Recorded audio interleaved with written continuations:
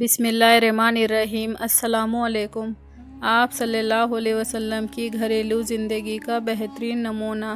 آئیے حدیث پاک کے آئینے میں دیکھیں گے کہ ایک خاوند کو اپنے گھر کے اندر کس طرح رہنا۔ نبی پاک صلی اللہ علیہ وسلم جب گھر تشریف لاتے تھے تو سلام کرتے تھے۔ جب تم گھر میں داخل ہو تو سلام کرو، یہ تمہارے لیے برکت والی بات ہوگی۔